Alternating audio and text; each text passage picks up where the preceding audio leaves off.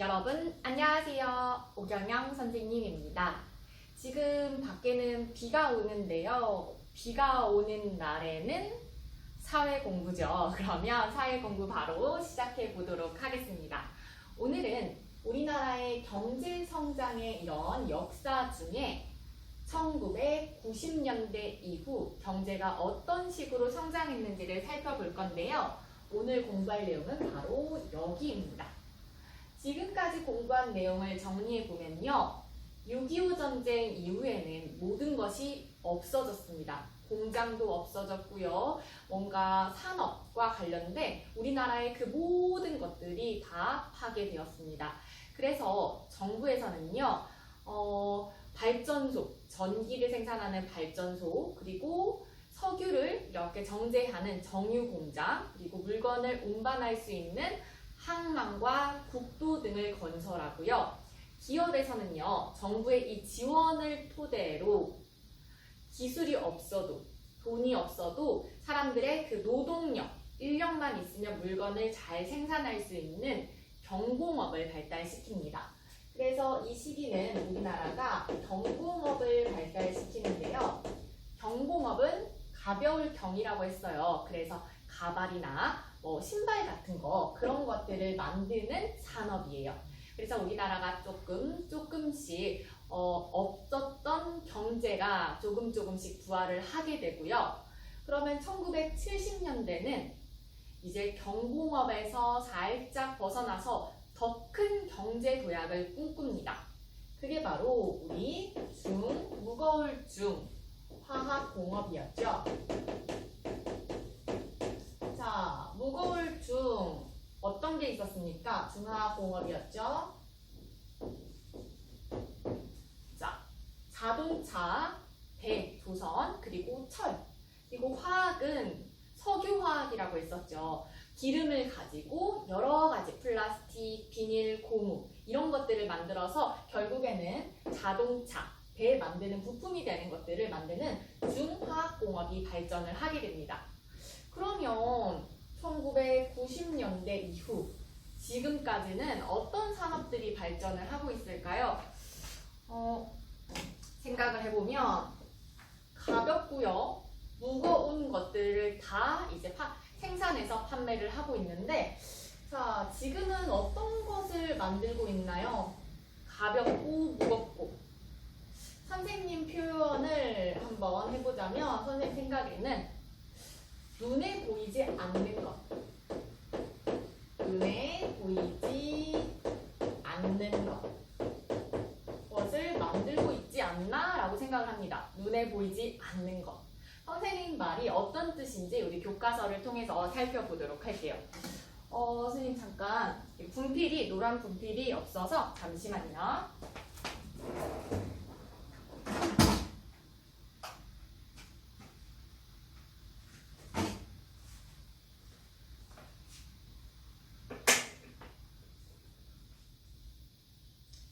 자, 그러면 교과서를 같이 읽어보도록 하지요. 1990년대에는 국내 기업들이 컴퓨터를 개발하고 생산하기 시작하면서 개인용 컴퓨터의 보급이 확대되었고 관련 산업들이 생겨나기 시작했다. 아, 그렇습니다. 선생님이 1990년대에 태어났기 때문에 이때부터 있었던 경제 성장은 선생님 어릴 때는 이랬는데 하면서 설명해 줄 수 있을 것 같아요. 이때는 이랬다고 해요. 이때는 이랬다고 해요인데 이제 이 시기, 오늘 배울 내용은 선생님 때는 말이야, 나 때는 말이야 하면서 설명을 해줄 수 있을 것 같은데요. 선생님이 어릴 때, 선생님 때는 말이에요. 가정마다 컴퓨터가 다 있는 건 아니었어요. 그러다가 어느 순간부터 가정마다 컴퓨터가 있는 집이 많아졌고 컴퓨터도 모니터가 엄청 컸어요. 그렇게 두껍고 컸는데 부피가 점점 작아지고 속도도 점점 빨라지고 컴퓨터로 할 수 있는 일이 점점 많아지고 이렇게 컴퓨터가 우리 생활 속에서 점점 더 깊숙이 뿌리 박힌 것 같아요. 그래서 1990년대에는요. 1990년대에는 가장 중요한 게 바로 컴퓨터의 발달입니다.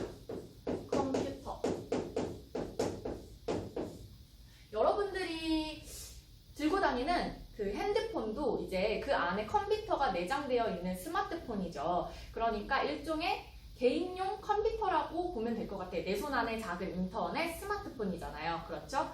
자, 그래서 컴퓨터와 이런 가전제품의 생산이 늘어나면서 핵심 부품인 반도체가 또 반도체의 생산량이 늘었대요. 자, 반도체는요, 우리가 과학 시간에 여러분들이 배웠는지는 모르겠는데 절반만 도체라는 겁니다. 절반만 도체, 전기가 통하는 거예요. 즉, 이 이야기는 가만히 있다가 전기가 통할 때도 있고 안 통할 때도 있고, 이 얘기는 우리가 컴퓨터가 평소에는 그냥 꺼져 있잖아요.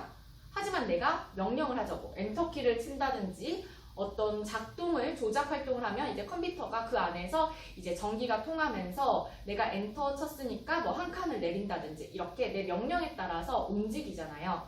그러니까 이 반도체는 컴퓨터 안에서 내가 명령을 줄 때만 잠깐 절반만 이렇게 전기가 흐르는 상태가 돼서 내 명령을 처리하고 저장하고 기억하는 그런 컴퓨터의 부품이에요. 쉽게 말해서요.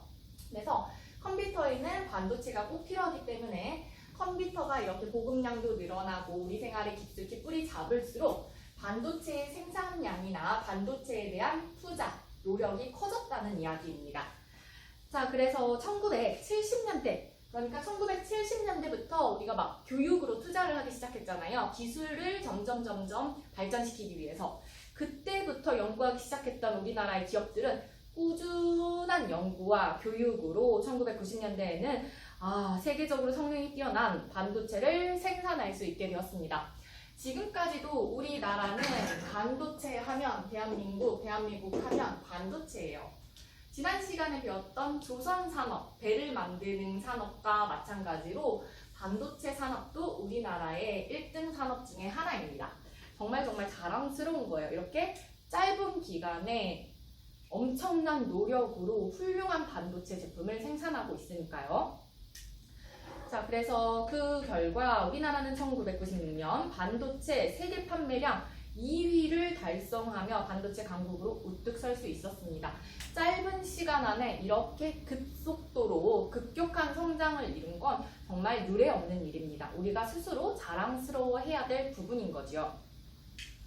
자, 1990년대 후반에는요, 정부와 기업이 정보화 사회의 경제 발전을 위해 전국에 걸쳐, 우리 밑에 지도 보세요. 초고속 정보통신망을 만들었대요. 서울에서 대구, 광주, 부산 여기저기를 잇고 있죠. 여기저기 사람들이 이제 통신망으로 이어져서 메일도 주고받고 컴퓨터로 교류를 할 수 있게 된 거예요. 지금은 너무나도 당연하지만 불과 1990년대 후반, 그러니까 한 20년, 30년 전까지만 해도 이게 엄청난 일이었던 거죠. 지금은 너무 보통, 일상적인 일이 되었지만요. 자, 그래서 우리가 1990년대는 컴퓨터, 정보통신 기술이 발달하고 그의 부품이 되는 반도체 산업이 큰 성장을 이루었다. 지금까지도 이어지고 있고요. 그러면 111쪽으로 넘어가서 2000년대 이후라고 했죠. 그러면 이제 드디어 2000년대에는 어떤 일이 있는지 보도록 하겠습니다. 이때는 선생님이 중학생 그 정도였던 것 같은데 늘 사회 시간에 했던 말이 첨단이라는 이야기였어요. 첨단 산업이 발달했다. 우리나라는 현재 첨단 산업을 발전시키고 있다. 이런 말을 자주 해서 첨단 굉장히 많이 들었었는데 그때 당시에 선생님이 살았던 동네 이름도 첨단이었어요. 첨단의 뜻은요. 우리가 첨단이란 말을 잘 듣지만 첨단의 뜻을 물어보면 뭐지? 라고 할 수 있어요. 자, 첨단의 뜻은요. 어떤 것의 맨 앞에 있는 것, 즉 뛰어난 것, 아주 고도로 수준이 높은 것, 대단한 것을 첨단이라고 해요. 그러니까 과학적으로 엄청난 기술력, 엄청난 대단한 기술력, 그것을 바로 첨단이라고 하는데요. 우리는 지금 최첨단 시대에 살고 있는 거죠. 굉장히 고도로 높고 발전한 기술력을 가진 최첨단 시대에 살고 있어요. 자, 그럼 어떤 첨단 산업들이 있는지 보도록 하겠습니다. 2000년대 이후부터는요, 생명공학, 우주항공, 신소재 산업, 로봇 산업과 같이 고도의 기술이 발달한 첨단 산업이 발달을 하고 있대요. 생명공학, 우주항공 등등이 있죠. 한번 하나하나씩 볼까요? 자, 생명공학. 여러분, 생명공학이 뭐죠? 생명과 관련된 뭐 공학이겠죠? 라고 하면 맞는 말이에요. 이걸 선생님이 좀 자세히 설명을 하면, 쉽게 설명을 하면요. 생명체에 우리가 어떤 활동을 해서 내가 원하는 것을 목적을 이루는 거예요. 예를 들면 우리 카멜레온이라는 생물이 있죠. 생명체. 자기가 이제 몸을 보호하기 위해서 자꾸자꾸 색깔을 막 바꾸잖아요. 빨간색, 노란색, 흰색 이렇게요. 그런데 그것의 생명체에 우리가 원하는 것을 뽑아내서 그 생명체의 어떤 조작 활동을 해서 우리가 어떤 옷을 만들 때 이 면이 빛에 따라서 색깔이 빨간색이 됐다가 노란색이 됐다가 흰색이 되게끔 우리 생활에 필요한 것을 이렇게 가져오는 거죠. 생명의 어떠한 조작 활동을 해서 내가 필요한 목적을 얻는 그런 공학을 생명공학이라고 해요. 생명공학. 예를 들면 토마토랑 사과, 그것도 하나의 생명체죠. 사과나무, 토마토. 그것을 더해서 새로운 맛이 나는데 그게 맛있을 것 같으면 우리가 한번 그런 조작 활동을 해보는 거예요. 그게 바로 생명공학입니다. 네, 이런 생명공학 아주 어렵겠죠. 어려운 최고의 기술력, 고도의 기술력이 집약된 생명공학도 첨단 산업입니다. 그 다음에 우주항공은요. 우주항공 엄청 대단하죠. 우주와 관련된 여러 가지의 것들인데요. 지구가 아닌 다른 행성, 이 드넓은 우주, 우리가 상상도 할 수 없는 그 우주에 대해서 연구를 하는 아주 고도의 기술이 필요한 우주항공, 이것도 첨단 산업이 될 거고요. 그리고 또 뭐가 있었나요? 신소재 산업. 신소재가 있었는데 우리 보면 광고를 보면 이 옷은 땀이 너무나도 빨리 흡수되는 새로운 신소재로 출시되었습니다. 새로운 소재를 우리 기업이 새로운 소재, 신소재를 개발하였습니다. 라고 하잖아요. 그때 말하는 신소재 맞습니다. 지금 교과서의 사진을 보면 지금 인터넷 화면인데 맞아요. 종이처럼 접을 수 있네. 컴퓨터 화면을 새로운 소재, 종이처럼 접을 수 있는 신소재를 개발한 거죠. 이것도 대단한데? 자, 그 다음 로봇 산업 있네요. 로봇. 점점 발달을 하고 있어요. 인간이 하는 일을 로봇이 많이 대신하고 있습니다. 이 모든 것들은 기술이 아주 많이 필요하고 연구와 공부가 많이 필요한 첨단 산업입니다. 그게 바로 2000년대의 지금 핵심 산업으로 계속해서 발전 중인 거지요. 그리고요, 사람들에게 즐거움을 주고 삶을 편리하게 해주는 다양한 서비스 산업도 발달을 하고 있대요. 우리가 이만큼 잘 살고 있으니까 우리의 삶을 더 윤택하고 편리하게 만들어주는 서비스 산업도 발전을 하고 있습니다. 자, 선생님이 여기에 눈에 보이지 않는 것이 자꾸 생겨난다고 했는데 이런 서비스는 눈에 잘 보이지 않으니까 선생님이 이런 식으로 얘기했어요. 컴퓨터, 정보통신, 인터넷 이런 것도 눈에 잘 보이지 않아서 선생님이 이런 식으로 정의를 했는데요. 자, 서비스 산업을 한번 보도록 하겠습니다. 서비스 산업은 우리가 아프면 의료 서비스를 받죠. 의료 서비스도 있고요. 그리고 여행을 가지요. 관광 서비스도 있고요. 관광. 또 돈을 어떻게 관리하는지 금융 서비스도 있고요. 정말 다양합니다. 다채로워요. 그리고 어떤 서비스가 있을까? 여러분들이 유튜브를 보기도 하고 텔레비전을 보기도 하고 문화 콘텐츠를 소비하죠. 한류 같은 거, 문화 콘텐츠를 등등이 있습니다. 자, 교과서를 보면 즐거움을 주고 삶을 편리하게 해주는 다양한 서비스 산업도 발달하고 있는데 대표적으로 문화 콘텐츠 산업, 의료 서비스 산업, 관광 산업, 금융 산업 등이 있다라고 했어요. 자, 그래서 다시 한번 정리를 해보면 1990년대는 이제 컴퓨터가 이제 보급이 되고 발전하면서 컴퓨터의 부품이 되는 반도체의 산업이 더 커집니다. 그래서 90년대는 컴퓨터, 그리고 2000년대는 우리가 더욱더 기술이 발전하고 우리나라에 그런 고도의 기술이 집약된 첨단 산업이 이제 크게 성장을 하는데 대표적으로 생명공학, 우주항공, 신소재, 로봇이 있었고요. 사람들의 생활을 이제 더 잘 살게, 윤택하게 만들어주는 서비스 산업, 의료, 관광, 금융, 문화 등등이 있었습니다.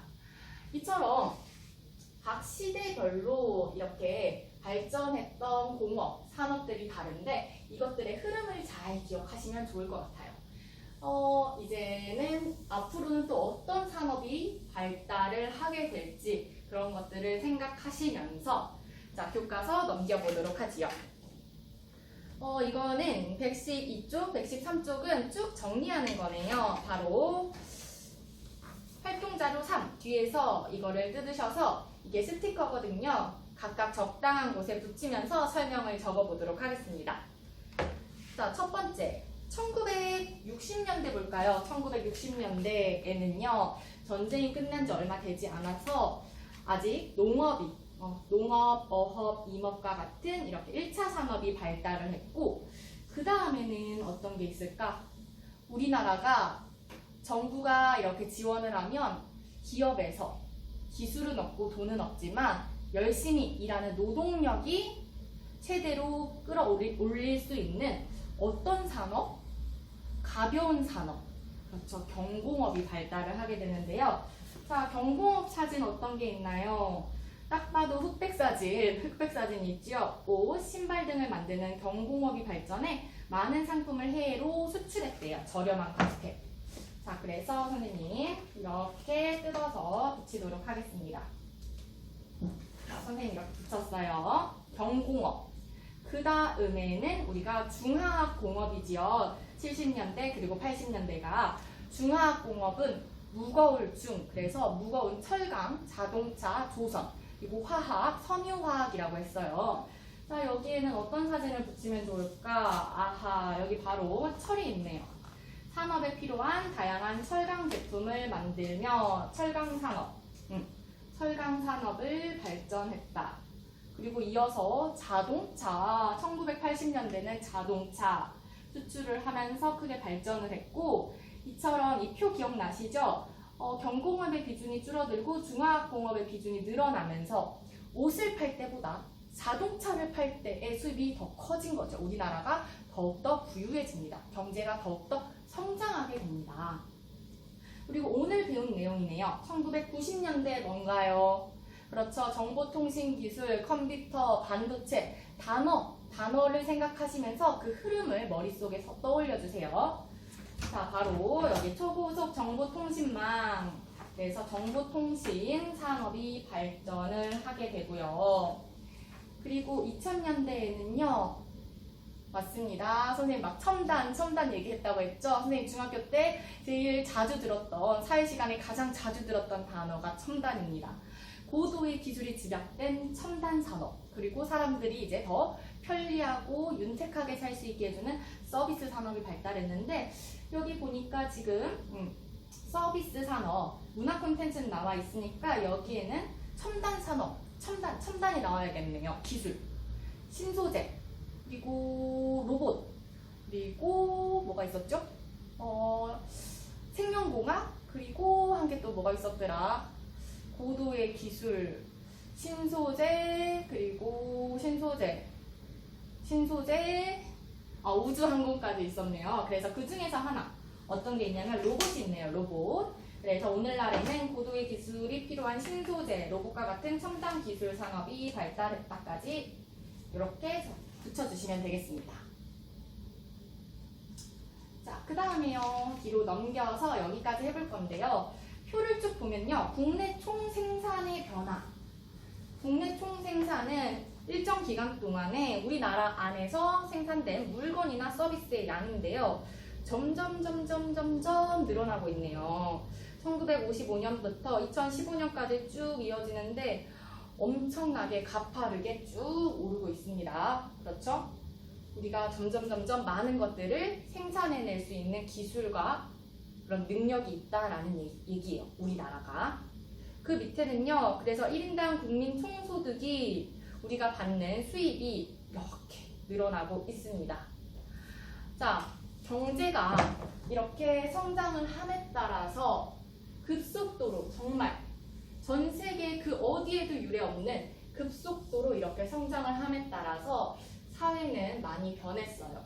그 모습을 우리가 다음 시간에 좀 이야기를 많이 나눌 거고요. 사회가 어떤 식으로 변했는지 그것에 우리 명암이 있죠. 좋은 게 있으면 명, 밝은 게 있으면 어두운 암, 어두운 점도 있어요. 그래서 그 다다음 시간에는 이렇게 사회가 급속도로 성장하면서 일어난 사회 변화에 따라서 어떤 문제가 있고 그리고 그것을 해결하기 위해서 어떤 식으로 노력을 하고 있는지까지 살펴보도록 하겠습니다. 우리나라의 경제 성장 단원 참 재밌죠? 이 흐름 잘 기억하시면서 오늘 배운 내용 1990년대에는 눈에 보이지 않는 산업 예를 들어서 정보통신 산업, 컴퓨터, 반도체 그리고 최첨단 그리고 서비스 이런 산업들이 현재까지 발달하고 있고 계속해서 이렇게 흥행하고 있다는 거 잘 기억하셨으면 좋겠습니다. 네, 오늘 수업은 여기까지고요. 다음 시간 경제 성장에 따른 사회 변화 모습을 살펴보도록 하겠습니다.